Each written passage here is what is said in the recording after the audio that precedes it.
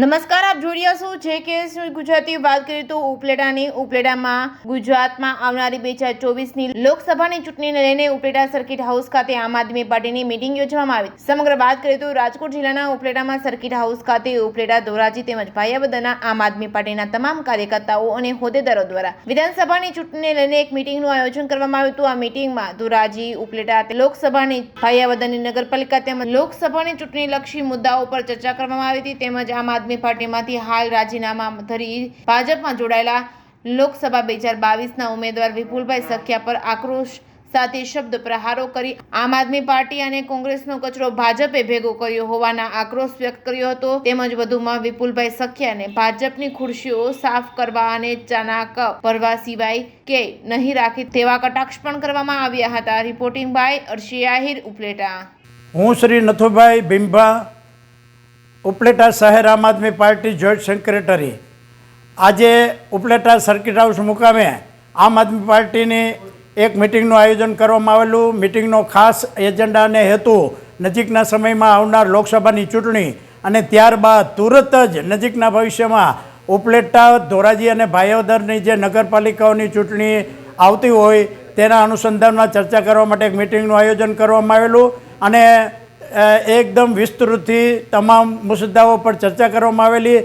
સાથે સાથે આ મિટિંગ દ્વારા અમે છેલ્લા 8 દિવસથી આ ઉપલેટાની અંદર લેભાગુ લુખ્ખા તત્વો કે જેનું આ વિસ્તારની અંદર કોઈ જાતની કોઈ પ્રોપર્ટી માલિકી હક હિસ્સો કાંઈ ન ધરાવતા હોવા છતાં અને 700 કિલોમીટર દૂરથી આવી અને વારંવાર રજૂઆત કરે કે હું આમ આદમીનો આમ તેમ અને આમ આદમી પાર્ટીની વિરુદ્ધમાં જે ખોટો કુપ્રચાર કરે છે તેને અમે આમ ખુલ્લેઆમ કહેવા માગીએ છીએ કે આમ આદમી પાર્ટીના કાર્યકરો પહેલાં પણ ખુમારી અને જમીરથી અકબંધ હતા છે અને રહેશે અને આવનારી ચૂંટણીમાં અમે બતાવશું કે આમ આદમી પાર્ટી શું છે. અને મહેરબાની કરી અને હવે પછી આ રીતે આમ આદમી પાર્ટીને બદનામ કરવાનો પ્રયાસ કરોમાં અને આવા એમ કે તત્વોને સાચવવા માટે આપણે બીજેપી પાર્ટી છે જ, બધા તમારે ત્યાં જાઓ, તમને સાચવી લેશે. પણ તમે તમારા રસ્તે જાઓ, અમને અમારું કામ કરવા દો, બદનામીનો ધંધો બંધ કરો અને અમે અમારી રીતે અમારા આમ આદમીના વિકાસને માટે સતત પ્રયત્નશીલ છીએ, હતા અને રહેવાના છીએ. જય હિન્દ. અમૃતભાઈ ગજેરા, ઉપલેટા શહેર આમ આદમી પાર્ટીના પ્રમુખ. ભાજપવાળાએ આખા ગુજરાતની અંદર ભરતી મેળા ચાલુ કર્યા છે.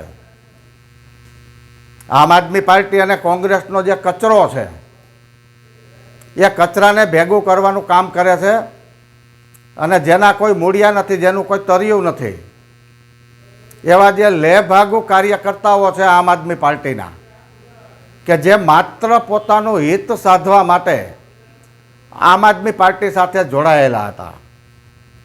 એમાંના એક ધોરાજી ઉપલેટા વિધાનસભાના ગઈ ચૂંટણીની અંદર જે ઉમેદવાર વિપુલભાઈ સખિયા અને બીજા કાર્યકર્તાઓ, જે વિપુલભાઈ સખિયા ધારાસભાનું ઇલેક્શન લડ્યા, પણ એ તો સુરતથી માત્ર ઇલેક્શન લડવા માટે આવ્યા હતા, પોતાનું હિત સાધવા માટે આવ્યા હતા. આ માણસનું કોઈ તરિયું નથી, આ માણસને ઉપલેટા તાલુકામાં કોઈ ઓળખતું નથી. પણ એમને જે મત મળ્યા એ ઉપલેટા તાલુકા અને ઉપલેટા શહેર અને ધોરાજી શહેરના ભાયાવદરના જે કાર્યકર્તાઓની મહેનત હતી અને જે ઘરે ઘરે લોકો પાસે ગયા અને મત માંગ્યા, તો એ મત 30,000 મત એને જે મળ્યા છે એ વિપુલભાઈ સખિયાના નામ ઉપર મત નથી મળ્યા. એ મત મળ્યા છે આમ આદમી પાર્ટીના કાર્યકર્તાઓ થકી અને આમ આદમી પાર્ટી થકી, કે જે આમ આદમી પાર્ટીના સિદ્ધાંતો છે, કે જે એના નિયમો છે, કે આમ આદમી પાર્ટી કેવી રીતે કામ કરે છે. આજે દિલ્હી અને પંજાબની અંદર જે આમ આદમી પાર્ટી છેલ્લા ટૂંક સમયની અંદર જે પ્રગતિ કરી, એવી ભારતની અંદર પહેલી આમ આદમી પાર્ટી છે કે ટૂંકા સમયની અંદર 2 રાજ્યની અંદર સત્તા મેળવી લીધી. એટલે અમારે તો આ જે કચરો ગયો છે, અમે તો કચરો કહી છીએ વિપુલભાઈને, વિપુલભાઈ સખિયાને. હવે ભાજપ આવા કચરા બધા ભેગા કરે છે આ તો સત્તા વિપુલભાઈએ રાજીનામું આપ્યું એનું કારણ શું કે શા માટે પાર્ટીમાંથી રાજીનામું આપ્યું? એ તો લાલચુ માણસ છે. એની લાલચા એટલું છે. એ લાલચુ માણસ છે. પોતાનું હિત સાધવા માટે ભાજપની અંદર ભયડા છે વિપુલભાઈ. વિપુલભાઈ જે ભાજપમાં ભેળા છે તો શું એ પાર્ટી ભાજપમાં જશે તો એ ભાજપ માટે ફાયદો કરશે એવું તમને કોઈ આશા? ભાજપ એને ગાભા મારવામાં નહીં રાખે ખુરશીમાં. એવું છે? એને તો આ ભાજપ વાળા તો આવા લોકોને પાર્ટીમાં લઈ લે, પછી એક ખૂણામાં બેહાડી દે કે ચાના કપ ભરજે.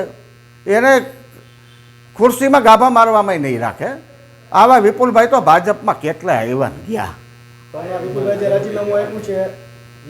રાજીનામું આપ્યું છે, એની જગ્યાએ તમે બીજા વ્યક્તિને હોદ્દો દો તો એ વ્યક્તિ કેવું તટસ્થ હશે, તે આમ આદમી પાર્ટી સંભાળી શકશે કે પછી થોડાક સમય સંભાળીને પછી પાછું એ આની ગુણે ભાગી જશે? ધોરાજી ભાયાવદર અને ઉપલેટાની અંદર આમ આદમી પાર્ટી મજબૂત જ છે. અને આ જે આવા લેભાગુ કાર્યકર્તાઓ હતા કે જેને આમ આદમી પાર્ટી સાથે કાંઈ લેવા દેવા જ નહોતી, એ પોતાનો મતલબ સંતોષવા માટે આમ આદમી પાર્ટીમાં આવ્યા હતા, એવા માણસો ભાજપની અંદર જોઈન્ટ થયા છે. આમ આદમી પાર્ટીનો જે ખરેખર પાયાનો કાર્યકર્તા છે, સનિષ્ઠ કાર્યકર્તા છે, એ તો આજની તારીખમાં આમ આદમી પાર્ટીમાં છે.